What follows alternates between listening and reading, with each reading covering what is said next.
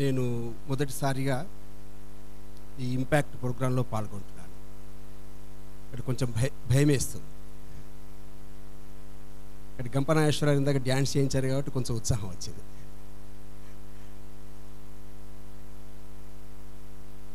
ఒక మంచి కార్యక్రమం.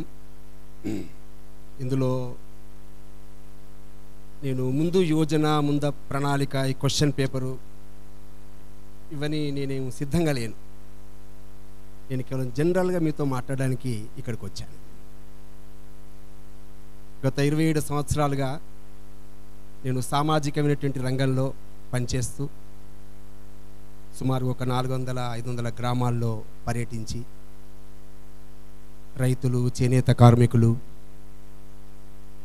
అట్లాగే నగరాల్లో ఉండేటువంటి వివిధ కళాశాలలో ఉండేటువంటి విద్యార్థులు, అధ్యాపకులు, వీళ్ళందరితో ఉన్నటువంటి సంబంధాలు, స్నేహాల కారణంగా ఈరోజు మీ ముందు కొన్ని విషయాలు ప్రస్తావించేటువంటి ప్రయత్నం చేస్తాను. ఈరోజు మన కార్యక్రమంలో స్వామి వివేకానందుని యొక్క చిత్రపటాన్ని మనం ముందుంచుకున్నాం. స్వామి వివేకానంద ఆయన చూడగానే స్మార్ట్గా ఉన్నాడు కదండి. స్మార్ట్గా లేడు? ఉన్నాడా లేదా? ఈ స్మార్ట్ వ్యక్తి పాశ్చాత్య ప్రపంచంలో పర్యటిస్తుంటే ఒక మహిళ స్వామి వివేకానందని చూసి ఐ లవ్ యూ అంది స్వామి వివేకానందని. ఎందుకు అన్నారు? నేను నిన్ను పెళ్లి చేసుకుంటాను అన్నది ఆమె. ఎందుకు అంటే నీవు అందం, నేనందం, మన ఇద్దరి మధ్య వివాహ బంధం కుదిరితే పిల్లవాడు ఇంకా అందంగా ఉంటాడంది ఆమె. అప్పుడు స్వామి వివేకానంద అన్నాడు, నీవందం నేనందం, మన ఇద్దరి మధ్య వివాహ బంధం కుదిరితే పుట్టిన పిల్లవాడు అందంగా లేకపోతే ఎట్లా? అందుకే నన్ను నువ్వు కొడుకుగా భావించమన్నాడు స్వామి వివేకానందుడు.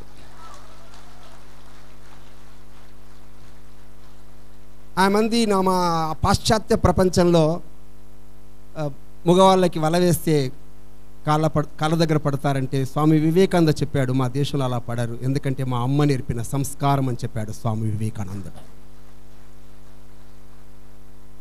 పాశ్చాత్య ప్రపంచంలో ఆ దేశాల్లో అక్కడి ప్రజలు ఆ దేశాలని వాళ్ళు ఫాదర్ల్యాండ్ అని పిలుస్తారు, మనం మదర్ల్యాండ్ అని పిలుస్తాం. భూమిని భూమాత అని పిలుస్తాం, గోవుని గోమాత అని పిలుస్తాం, చెట్టును పట్టుకుని తులసిమాత అని పిలుస్తాం, పశువును పట్టుకుని గోమాత అని పిలుస్తాం, నీళ్లను చూసి గోదావరి గంగామాత అని పిలుస్తాం. ఇంటికి వచ్చిన బిచ్చగత్తెను కూడా బిచ్చగత్తె పో, బిచ్చగత్తె రానం, ఉండమ్మా రామ్మ అని బిచ్చగత్తెను కూడా సభ్యతగా పిలిచే సంస్కారం మన భారతదేశంలో ఉంది. ఆకాశంలో సౌరమండలం నుండి చంద్రుడిని చూసి మనం చందమామ అని పిలుస్తాం. మీ అమ్మ తమ్ముడా మామ అని పిలుస్తానంతే. ఉదయం అంతా చెమట కార్చి రాత్రిపూట శీతల కిరణాలతో నా మేలువంతా పులకరిస్తుంటే మామ అని పిలిచే ఏకైక దేశం ప్రపంచంలో భారతదేశం ఒక్కటే. అందుకే మనుషుల్ని మాత్రమే కాదు, పశుపక్షాదుల్ని కూడా వావి వరసలతో పిలిచింది కాబట్టి ఈ దేశం కొన్ని వేల సంవత్సరాలుగా ప్రపంచంలో బ్రతుకుతుంది. అందుకే అమెరికా వయస్సు ఎంత అంటే 500 సంవత్సరాలు. 500 సంవత్సరాల క్రితం ప్రపంచంలో అమెరికా లేదు. ఇరాక్, ఇజ్రాయిల్ ఈ 2 దేశాల వయస్సు 2000 సంవత్సరాలు. 2000 సంవత్సరాల క్రితం ప్రపంచ పటంలో ఈ 2 దేశాలు కనిపించావు. చైనా వయస్సు 5000 సంవత్సరాలు. 5000 సంవత్సరాల క్రితం చైనా సభ్యత, సంస్కృతి ప్రశ్నార్థకం. మరి నీవు, నేను, మనం పుట్టినటువంటి భారతదేశం యొక్క వయస్సు ఎంత మీకు తెలుసా? నాకు కూడా తెలియదు. ప్రపంచంలో ఏ తత్వవేత్త, ఏ శాస్త్రవేత్తల కులమానాలకి, స్కేలుకు అందనంత కాలం భారతదేశం యొక్క కాలం. ఆర్నాల్డ్ టాయిన్బీ అని ఒక తత్వవేత్త ఉన్నాడు. ఆయన అంటాడు, ప్రపంచంలో నేను 28 దేశాల సంస్కృతిని చదివాను. ఈ రోజున ప్రపంచంలో ఆ 28 సంస్కృతులు ప్రపంచంలో లేవు. ప్రపంచంలో అత్యంత విలువైనటువంటి విషయాల్ని, పదాల్ని, ప్రజాస్వామ్యం యొక్క గుణగణాల్ని ప్రపంచానికి అందించినటువంటి దేశం గ్రీకు దేశం. అక్కడ అరిస్టాటిల్ పుట్టాడు, అలెగ్జాండర్ పుట్టాడు. ప్రపంచ విజేతగా పేరు పొంది ప్రపంచంలో దేశాల్ని రక్తసిక్తం చేసి అలెగ్జాండర్ పుట్టినటువంటి గ్రీకు దేశం ప్రపంచంలో లేదు ఈ రోజున. ఇంకొక దేశం వస్తువులు తయారు చేసింది, వస్త్రాలు తయారు చేసింది, విదేశాలకు ఎగుమతి చేసింది, విదేశ మారక ద్రవ్యాన్ని సాధించి విశ్వ సామ్రాజ్యాన్ని సృష్టించినటువంటి రోమ్ సామ్రాజ్యం ప్రపంచంలో లేదు. ఇప్పుడు ఒక దేశం ఉంది, అది మనతోనే పుట్టింది, మనతో పాటే దార్శనికతల గురించి మాట్లాడింది ఆ దేశం. కానీ ఆ దేశంలో 2 మిగిలాయి, ఆకాశం ఎత్తు పిరమిడ్లు, పాతాళంలో మమ్మీలు. ఈజిప్ట్ దేశం. కొన్ని సంస్కృతుల పేర్లే మనకు తెలియదు, అస్సీరియా, సుమేరియా. కొన్ని పుస్తకాల్లో చదువు ఉంటారు, బాబిలోనియా, మెసపెటోమియా. ఈ రకంగా 28 దేశాల సంస్కృతులు ప్రపంచంలో కాలగర్భంలో కలిసిపోయిన తర్వాత కూడా నిలిచినటువంటి ఒకే ఒక దేశం, అది భారతదేశము ప్రపంచంలో.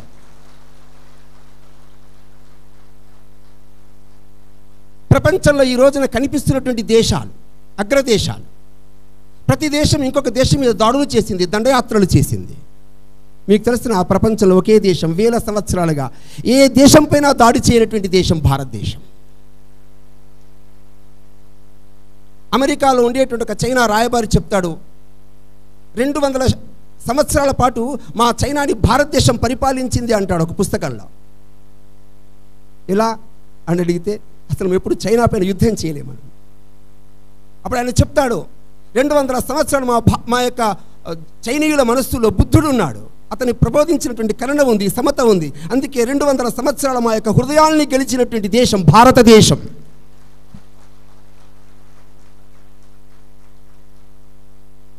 మన దేశం మీద దండయాత్రలు జరగలేదా? 1200 సంవత్సరాల పాటు ఈ దేశం పైన దండయాత్రలు జరిగాయి. షేకులు, హూనులు, బర్బరులు, డచ్ వాళ్ళు, పోర్చుగీస్ వాళ్ళు, షేకులు, పఠానులు, మొఘలులు, ఆంగ్లేయులు ఒకరి తర్వాత ఒకరు ఈ దేశం పైన 1200 సంవత్సరాల దండయాత్రలు చేసిన తర్వాత కూడా లేచి నిలిచిన దేశము భారతదేశము ప్రపంచంలో.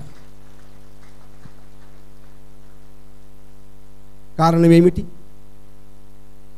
భారతదేశము ప్రపంచంలో అప్రతిహతంగా, నిరాఘాటంగా ప్రపంచంలో తనదైనటువంటి సంస్కృతిని ప్రపంచానికి వ్యాప్తి చేయడంలో ఉండేటువంటి రహస్యం ఏమిటి, మర్మం ఏమిటి?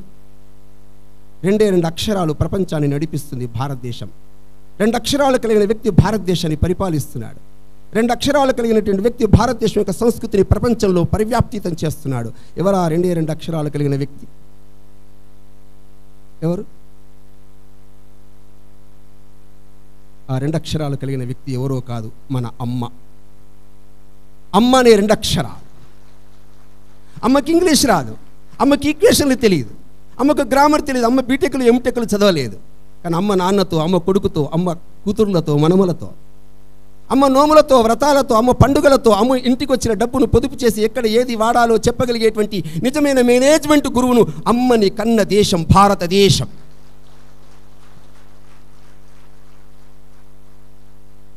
అందుకే స్వామి వివేకానంద చెప్తాడు, నేను ప్రపంచంలో, పాశ్చాత్య ప్రపంచంలో భారతదేశం ప్రపంచం మీద విజయం సాధించిందంటే నా వెనుకుండేటువంటి వ్యక్తి ఎవరు? మా అమ్మనే, భువనేశ్వరి దేవి నాకు పాఠాలు నేర్పింది. స్వామి వివేకానంద ఇంగ్లాండ్ నుంచి ఐర్లాండ్కి వెళ్ళినప్పుడు ఐర్లాండ్లో ఒక వనిత పరిచయం అవుతుంది, Margaret Elizabeth Nobel. Swami Vivekananda అడుగుతుంది, స్వామీజీ మీరు హిందూ మత ప్రచారం చేయడానికి వచ్చారా మా దేశానికి అని అడుగుతుంది. లేదు, నేను హిందూ మత ప్రచారం చేయడానికి రాను. మరి ఎందుకు వచ్చారు? ఒక ముస్లిం మంచి ముస్లింగా ఉండాలి, ఒక క్రైస్తవుడు మంచి క్రైస్తవుడుగా ఉండాలి. ఎవరు ఆరాధించేటువంటి వ్యక్తి యొక్క హృదయం మానవీయ విలువలు కలిగిన మానవతావాదిగా ఉండాలి. నేను ప్రపంచంలో ధర్మ ప్రచారం చేస్తున్నానని చెప్పిన స్వామి వివేకానంద పుట్టిన దేశం భారతదేశం.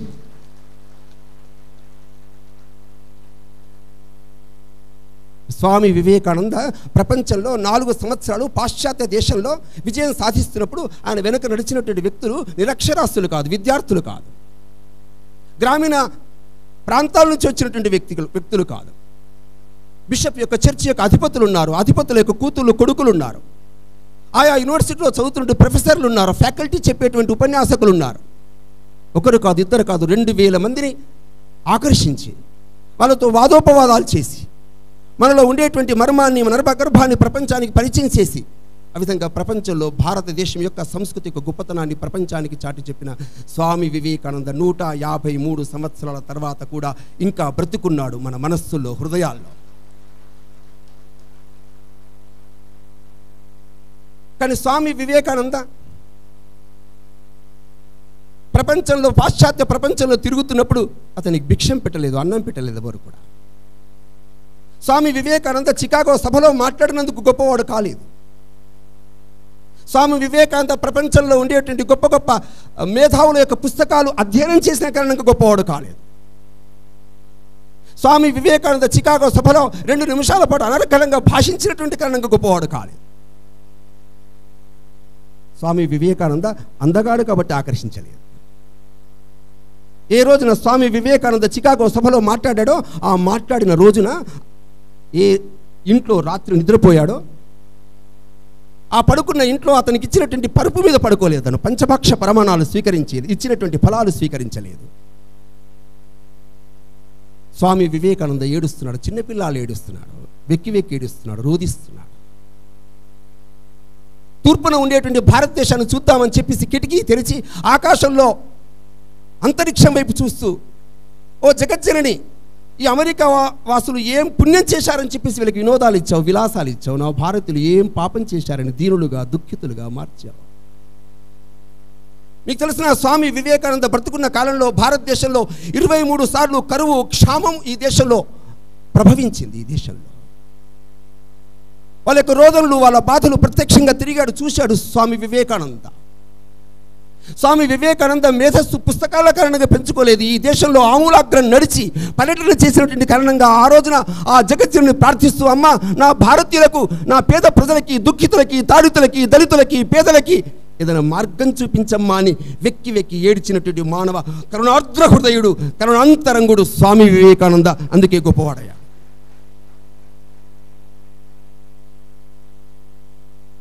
భారతదేశం ఒక్క స్వామి వివేకానంద కాదు, ప్రపంచంలో ఎక్కడ ఉద్భవించినటువంటి లక్షలాది మంది మంచి మనస్సు కలిగిన వ్యక్తులు ఈ దేశంలో జన్మించారు, మహానుభావులు ఈ దేశంలో జన్మించారు. మన భారత రాజ్యాంగ నిర్మాత డాక్టర్ బిఆర్ అంబేద్కర్ 1913లో కొలంబియా యూనివర్సిటీకి వెళ్ళి పట్టా స్వీకరించి 1917లో గుజరాత్కి వచ్చి వడోదరలో ఉద్యోగం చేస్తున్నప్పుడు ఎదురుగా ఉన్నటువంటి ప్యూన్ ఫైల్ని చేతికి ఇవ్వలేదు, విసిరేశాడు టేబుల్ పైన. ఒక మహర్కులంలో జన్మించి అంటరానివాడుగా ఉండేటువంటి వ్యక్తి ఆఫీసరా వెక్కిరించాడు. ఆ రోజున మధ్యాహ్నం లంచ్ అవర్లో డాక్టర్ బిఆర్ అంబేద్కర్ బయటికి వెళ్ళి చెట్టు కింద కూర్చుని ఏడుస్తున్నాడు. నేను చదువుకున్నాను, ఇంగ్లీష్ చదువుకున్నాను, నేను కోటేసుకున్నాను, టై పెట్టుకున్నాను. ఒకేసారి ఇంగ్లాండ్లో, అమెరికాలో సైమిల్టేనియస్గా 4 రకాల పట్టాలు స్వీకరించాను. అర్థశాస్త్రంలో, న్యాయశాస్త్రంలో పట్టాలను స్వీకరించాను. అందుకోసం ఎడవలేదు, నన్ను అంటరాని వాడిగా చూశాడని ఎడవలేదు. నేను చదువుకున్నామని నాకే ఇటువంటి అన్యాయం జరిగితే, నాకే ఈ రకంగా అంటరాని వాడి పేరుతో దూరంగా ఉంచితే, నా వెనుకుండేటువంటి కోట్లాది మంది దళితుల యొక్క పరిస్థితి ఏమిటని దళితుల కోసం ఏడ్చినటువంటి పేద జనబాంధవుడు అంబేద్కర్ పుట్టినటువంటి దేశం భారతదేశం.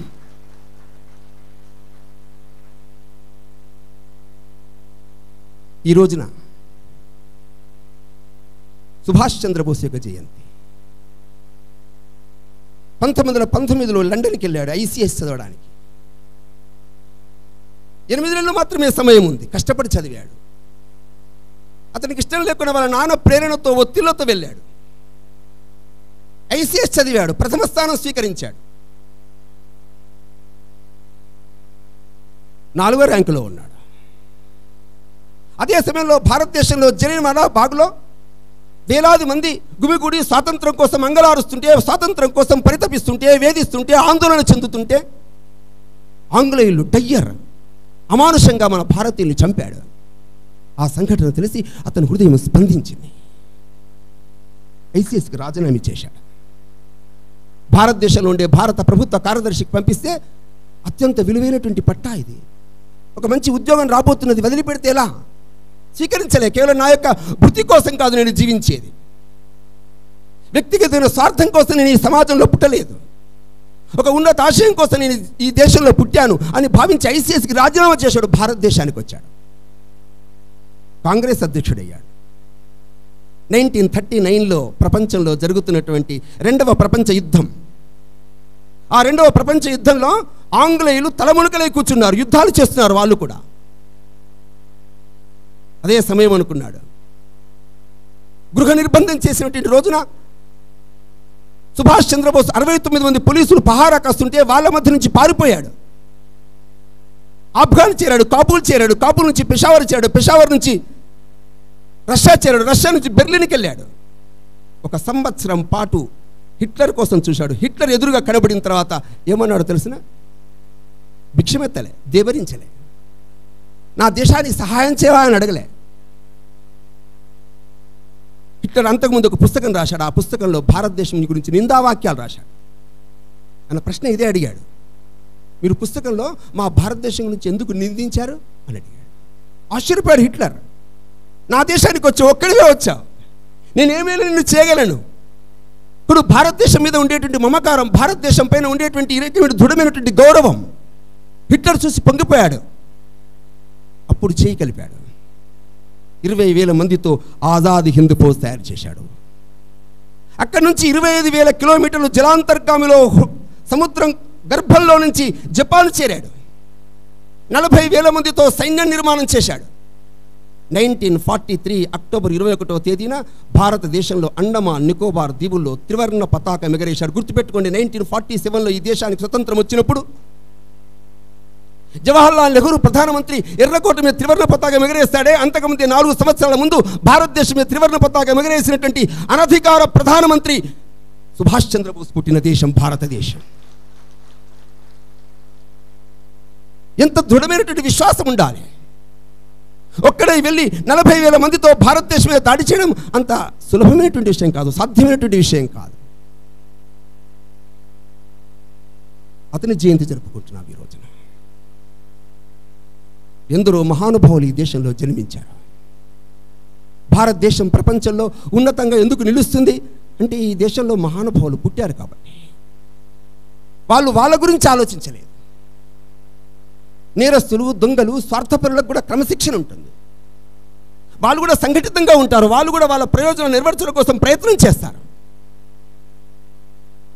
కానీ కేవలం క్రమశిక్షణ, కేవలం ప్రయోజనాలు కాదు, ఉన్నతమైన ఆశయాలు ఉండాలని కోరుకున్నటువంటి మహానుభావులు పుట్టారు ఈ దేశంలో. విశాలమైన భావనతో సమాజంలో 10 మందికి మేలు చేద్దామనే భావనతో ఈ దేశంలో పుట్టారు. అందుకే భారతదేశం ప్రపంచంలో బ్రతుకుతుంది. ఈ దేశంలో పుట్టినటువంటి భారతీయుడి యొక్క నిజమైనటువంటి ధ్యేయ వాక్యం ఏమిటి?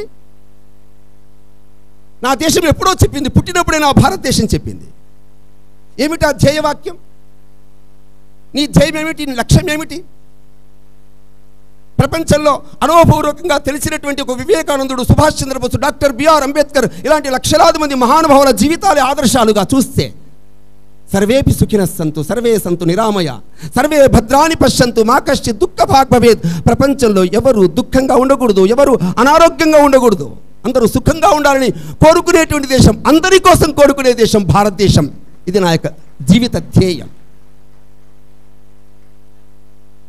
బ్రిటానికా ఎన్సైక్లోపీడియా అనే గ్రంథంలో రాస్తుంది, ప్రపంచంలో మొట్టమొదటి గ్రంథం ఏది?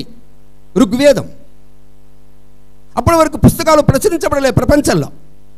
ఆ ఋగ్వేదంలో రాస్తుంది, సంగచ్చద్దం సంవదధ్వం సంభోమనాంసి జానతాం. కలిసి నడుద్దాం, భుజం భుజం కలిపి నడుద్దాం, స్వరం స్వరం కలిపి పాడుదాం. అంతరిక్షంలో ఉండేటువంటి సూర్యుడు, అగ్ని, వాయువు, జలము ఇవన్నీ కూడా పరస్పరం అవిరోధంగా, ఎవరు విరోధంతో లేరు, సహభావంతో, సద్భావనతో, సామరస్యంతో వాళ్ళ పనులు చేస్తున్నాయి. ప్రపంచంలో ఇవన్నీ చేస్తున్నాయి కనుకనే ప్రకృతి ఉంది. అదే మాదిరిగా మనం కూడా సద్భావంతో, సామరస్యంతో సహజీవనం చేయాలనేటువంటి ఒక ఉన్నతమైనటువంటి ఆదర్శాన్ని, ధ్యేయాన్ని ప్రపంచానికి అందించిన ఒక ఋగ్వేదం యొక్క ప్రాచీన వారసత్వాన్ని పుణికిపుచ్చుకుని నడుస్తున్నటువంటి దేశం భారతదేశం. 1948 జనవరి 29వ తేదీన అలీగఢ్ ముస్లిం విశ్వవిద్యాలయంలో ప్రధానమంత్రి నెహ్రూ మాట్లాడతారు. మన దేశానికి ప్రపంచంలో ఒక ప్రాచీనమైనటువంటి ఒక విజ్ఞానాన్ని, ప్రాచీనమైనటువంటి ఒక విజ్ఞానాన్ని మన యొక్క పూర్వీకులు మనకు అందించారు. మత విశ్వాసాలు కలిగిన వాళ్ళు ఉంటారు, మతం పట్ల విశ్వాసం లేని వాళ్ళు కూడా ఉండొచ్చు బహుశా ప్రపంచంలో, భారతదేశంలో. అయినా సరే మనమందరం ఒకటే పరంపరకు చెందినటువంటి వాళ్ళం. మనందరం కలిసి జీవించాలి, కలిసి నడవాలి. ఇటువంటి ఉన్నతమైన ఆశయం కోసం ఆ రకంగా మనం సమాజంలో ఐక్యతను సృష్టించాలని చెప్పారు.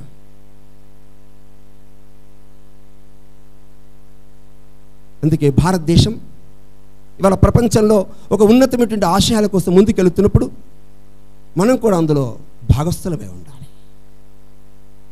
అందుకే మన యొక్క భారత రాజ్యాంగం తొలి పాఠం, ఆ తొలి పీఠికలో రాసబడి ఉంది. ఏమని రాస్తుందంటే, భారతీయులమైన మేము భారతదేశం కోసం, భారతదేశం యొక్క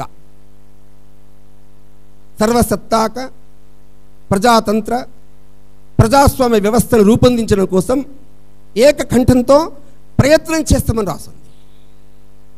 మేము అంటే ఎవరు? మేము అంటే ఎవరు? మేము అంటే ప్రపంచంలో ప్రాచీనమైన వారసత్వాన్ని పుణికిపుచ్చుకున్న మన వాళ్ళం. ఈ దేశంలో 7,50,000 గ్రామాలు ఉన్నాయి, 20,000 నగరాలు ఉన్నాయి, 7,000 కులాలు ఉన్నాయి, 10కి పైగా మతాలు ఉన్నాయి, 350కి పైగా భాషలు ఉన్నాయి. అయినప్పటికీ మనమంతా ఒకటే, భారతీయులుగా సమాజంలో జీవించాలి, సమాజంలో ప్రజాస్వామ్యమైనటువంటి సర్వసత్తాక గణతంత్ర రాజ్యాన్ని సమాజంలో నిర్మించాలని చెప్పేసి భారత రాజ్యాంగ తొలిపీఠలో మనం రాసుకున్నాం. అందుకే చిన్నప్పటి నుంచి మనం భారతదేశం ఉన్న మాతృభూమి అని మనం ప్రతిజ్ఞ చేస్తాం. అందరం కలిసి ఉపాధ్యాయుల పట్ల, తల్లిదండ్రుల పట్ల, పెద్దల పట్ల గౌరవం ఉండాలని చెప్పేసి ప్రతిజ్ఞ చేస్తాం. ప్రాచీనమైనటువంటి మన వారసత్వ సంపద కోసం మనం గర్విస్తాం. ఇతరుల పట్ల దయతో నిర్వర్తించాలని అనుకుంటాం. జంతువుల పట్ల దయతో ఉండాలని ఇప్పుడు కోరుకుంటాం. ఈ రకమైన చిన్న ప్రతిజ్ఞనే, కానీ ఆ ప్రతిజ్ఞలో ప్రపంచంలో భారతదేశానికి ఉన్నతమైన స్థానంలో నిలబడడానికి మనం చేసేటువంటి ప్రయత్నం సాధారణమైనది కాదు. దానికి ఎన్నో సాధనలు చేయాల్సిన అవసరం ఉంది, కష్టపడాల్సిన అవసరం. అందుకే రవీంద్రనాథ్ ఠాగూర్ జనగణమనని పెట్టాడు. ఈ దేశంలో ఉండేటువంటి అన్ని ప్రాంతాలతో పాటు ఈ దేశంలో ఉండేటువంటి అన్ని పర్వతాలు, నదులు ఈ భారతదేశం యొక్క అధినేతని కీర్తిస్తున్నాయని చెప్పాడు ఆ యొక్క జనగణమనలో. బకించంద్ర చటర్జీ వందే మాతరం రాశాడు. అందులో సంస్కృతంలో ఉంది, బెంగాల్లో ఉంది, భాషలో. అది తెలుగులో పాడతాను. వందే మాతరం వందే మాతరం వందే మాతరం వందే మాతరం, తల్లి మా వందనం, తెల్లని వెన్నెల కాంతులతో పరవశింపచేసి, శుభ్రజ్యోత్స్న పులకితయామిని పుల్ల కుసుమిత ద్రుమదల శోభిని, తెల్లని పువ్వుల సుగంధాలతో శోభనంద చేసి, కిలకిల రవముల నవ్వులతో చిరుచిరు జల్లుల ప్రేమలతో సుఖాలనిచ్చే వరాలనిచ్చే తల్లి వందనం, వందే మాతరం వందే మాతరం వందే మాతరం వందే మాతరం. కోటి కోటి కంఠాలు పలికినవి వందే మాతరం వందే మాతరం, కోటి కోటి ఖడ్గాలు లేచినవి వందే మాతరం వందే మాతరం. ఎవరన్నారు అబలవని బహుబలధారిని నమామి తారిని రిపుదల వారిని మాతరం, వందే మాతరం వందే మాతరం వందే మాతరం వందే మాతరం. విద్యము నీవే, ధర్మము నీవే, హృదయము నీవే, సర్వము నీవే, ఈ దేహానికి ప్రాణము నీవే, బాహుశక్తి మాకిమ్ము, హృదయ భక్తి గైకొమ్ము, తోమారయి ప్రతిమాగడి మందిరే మందిరే, వందే మాతరం వందే మాతరం వందే మాతరం వందే మాతరం. 10 భుజములతో శస్త్ర ధరించిన ఆదిశక్తివి దుర్గవు నీవే, పరిమళాలు వెదజల్లు పరిమళముల వసించెడి శ్రీ శక్తివి లక్ష్మివి నీవే, చదువులనిచ్చెడి వాణివి నీవే, నమామి త్వాం నమామి కమలాం అమలామతులాం సుజలాం సుఫలాం మాతరం మాతరం. శ్యామలాం సరళాం సుస్మితాం భూషితాం, శ్యామలమైన రూపము నీది, సరళమైన ఆ కంఠము నీది, సుస్మితమైన వదనము నీది, భూషితమైన దేహము నీది, ధరణీం భరణీం మాతరం మాతరం మాతరం, వందే మాతరం వందే మాతరం వందే మాతరం వందే మాతరం. Thank you.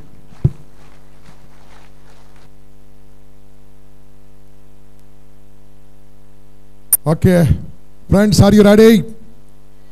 I request Venkat Foundation to felicitate Appala Prasad garu. Sir, మీరు దయచేసి నో అనుకుంటే మా అన్ని ఇంపాక్ట్లకు మీరు రావాల్సిన కోరుతున్నాం సార్. మేము ఎక్కడ చేసినా మీరు రావాలని కోరుతున్నాం సార్. మా యూత్కు తెలియని విషయాలు చెప్తున్నా, మీరు ఇంకా రావాలి సార్. ఏమంటారు?